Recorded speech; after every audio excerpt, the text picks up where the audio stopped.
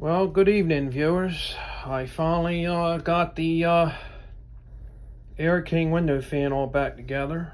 So I'm going to go ahead and loosen this knob up so I can spin this around for you.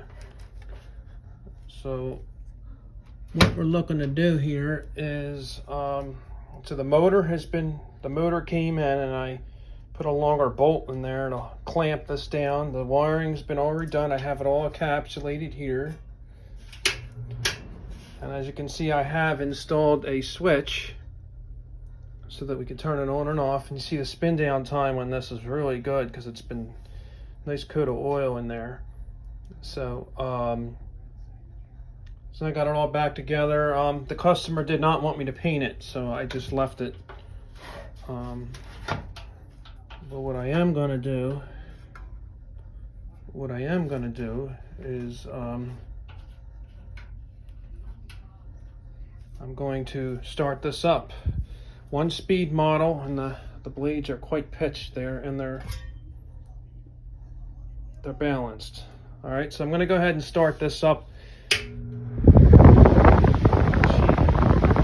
blows a substantial amount of air. You can see by the reef there and that lunchbox, it's blowing a lot of air in here. So the nice thing about this is this can be reversed, but I always recommend, if you own a fan like this, do not rotate it to the other direction until it shuts off, because you never know with the electrical later on down its life. Okay, then you tighten this little knob up, and then it blows air to here. But ideally, the way this is really supposed to work, this fan ideally, is this part that we're looking at now would be in the window, and then this part would be inside the house. So I'm gonna move it back to the way it was. It actually blows more air that way. All right, so it's all back to normal again, and it's running, and you see substantial amount of air, and the blades are pitched, and that motor's clamped in there real good. And here's you loosen this knob up, and then this is supposed to slide over, and that's the switch I installed. I double nutted this because, you know, I wanted to make sure it was going to stay on there. There is one drawback to these fans that you do have to understand, is the wiring. The wiring on the bottom has to be able to swivel in such a way, and the top as well.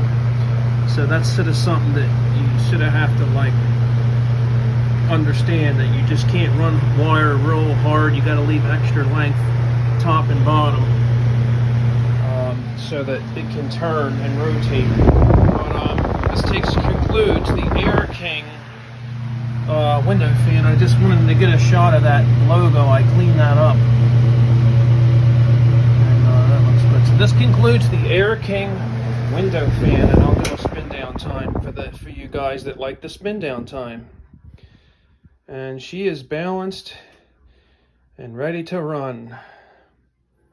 As you can see, that new motor has no problem spinning.